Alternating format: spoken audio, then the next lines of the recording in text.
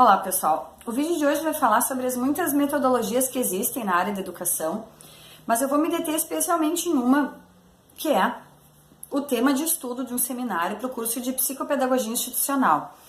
O tema de estudo vai ser sobre a metodologia denominada Design Thinking. Design Thinking, digamos assim, a terminologia, né, o nome, a nomenclatura, ela já nos dá pistas de como esse método vai ser desenvolvido. Trata-se de um desenho, né? Trata-se, assim, de uma construção, de uma elaboração do mundo de ideias no qual esse jovem está inserido, né? Na verdade, não só o jovem, né? Porque essa metodologia, ela pode ser aplicada tranquilamente em espaços aí empresariais.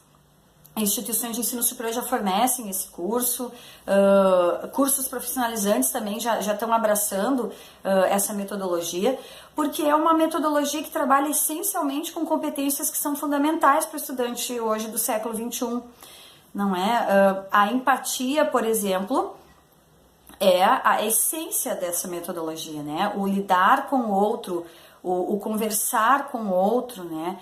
A arte da escutatória também, ela está amarrada com essa metodologia, que consiste no muito mais ouvir, no escutar o que o outro tem a dizer para assim evoluir na troca de ideias. Enfim, é uma coisa que hoje a nossa organização social está muito carente dessas coisas, né? Infelizmente.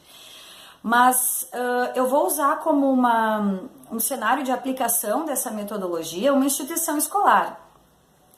Eu esqueci de dizer uma coisa importante sobre esse método, que ele parte sempre da solução, ou seja, né, das muitas soluções para um problema. Então, muitas vezes, assim, o nosso jovem, ele tem aí o conhecimento nas mãos, ele tem uma gama de informações muito grande, mas muitas vezes ele não sabe como gerenciar isso, como solucionar, às vezes, um problema que é de simples resolução. Então, o Design Thinking, nessa metodologia, ela vem neste sentido. E aí, o papel do professor, ele vai ser reconfigurado, digamos assim, né? O professor desce daquela postura de detentor do conhecimento, de portador de todos os saberes, e ele vai atuar muito mais como um guia ao lado. Ou seja, ele vai proporcionar situações de colaboração, de construção e ordenação de toda essa gama de ideias que o estudante tem, no sentido de solucionar os problemas. É essa a essência dessa metodologia, do Design Thinking. Eu até vou colocar ela aqui em algum lugar para a gente visualizar assim a palavra, né? É importante isso. Bom, então, como eu dizia antes, a gente vai então partir de uma situação de dentro de uma instituição escolar. Vamos pensar numa escola de ensino fundamental que foi acometida pelo uso indevido, pela ingestão de bebida alcoólica por parte de alguns alunos dentro da escola, dentro do ambiente escolar, tá? Dentro dos muros da escola. Então, uma vez detectado o problema, então os gestores, enfim, né, os educadores vão chamar essas pessoas que estão envolvidas no problema. Temos aí, então, o problema. O Design Thinking, ele sempre vai partir de um problema e as possíveis soluções criativas, colaborativas para este problema.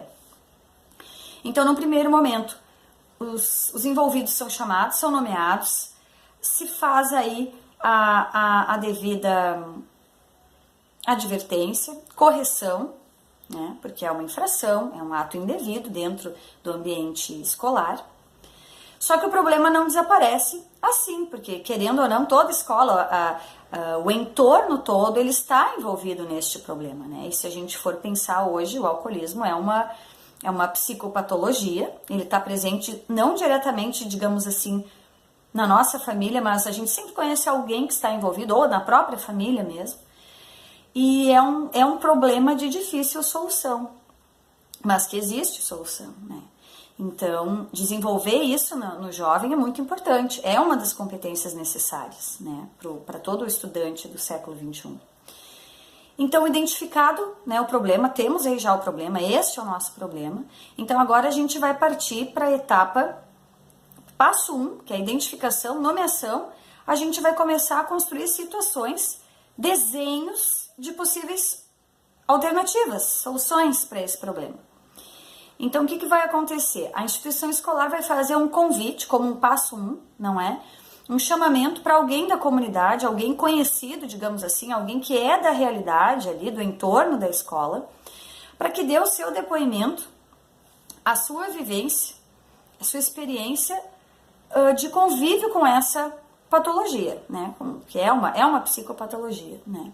Então, os estudantes, as pessoas, todo o grupo escolar, né, a comunidade escolar ali vai estar reunida no mesmo momento, professores, gestores, alunos, funcionários, para ouvir, para aplicar aí a arte da escutatória, da empatia, do colocar-se no lugar do outro, não é?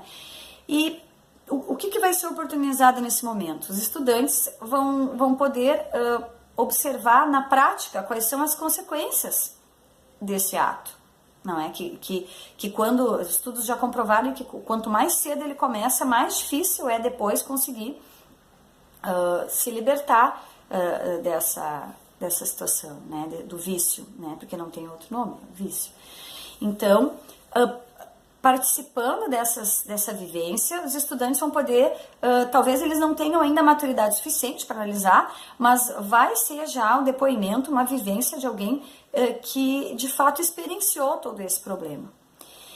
Então, de posse da identificação, da nomeação, da empatia também, com o caso, os estudantes, aí com cada um dos seus professores, retornam às suas salas, organizam-se em diferentes grupos.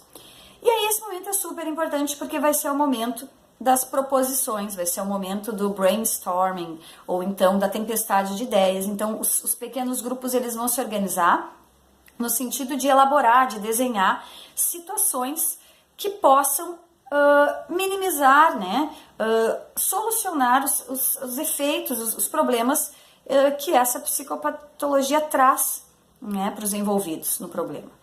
Então, após essa nomeação, essa identificação, uma alternativa seria fazer essa parte, que agora já vai ser o passo 2, que é o protótipo, que é a projeção física, né, o documento, um papel, enfim, um mapa conceitual, um slide, alguma coisa assim, dentro do laboratório de informática, dentro do Labim da escola, para já fazer isso já junto com as mídias. Nesse mesmo momento já se faz a pesquisa, causas, consequências, efeitos, e aí a produção desses grupos ela pode girar em torno de produção escrita, slide, mapa conceitual, desenhos, ilustrações, tudo isso é apontado.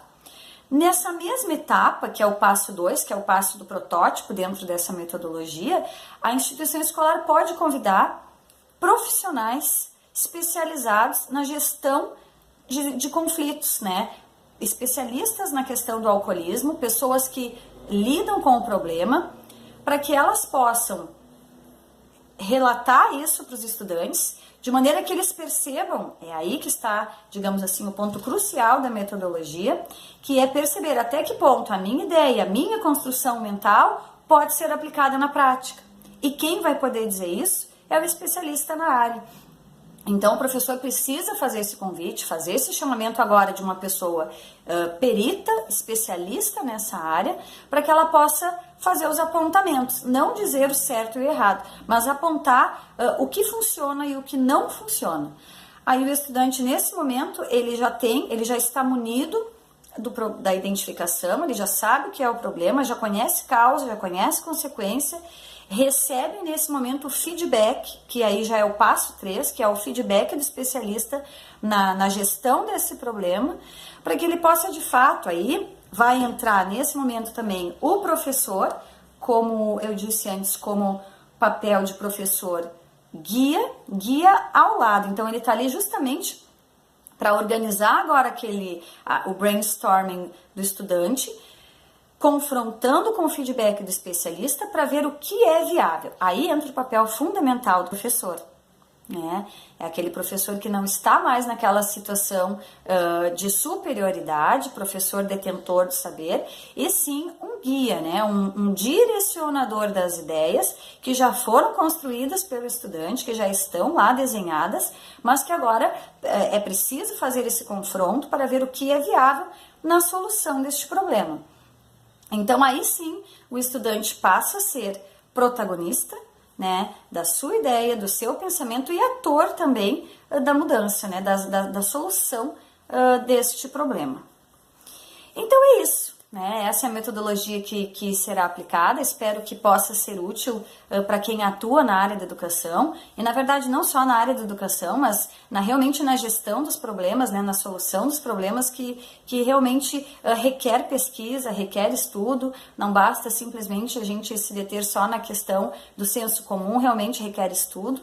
Requer trocas, requer muito a questão da escutatória, do ouvir, né, do experienciar aquela situação, para que assim possam se ter aí soluções favoráveis e um futuro mais agradável, né, um futuro mais promissor para todos nós. Obrigada, gente, e até mais.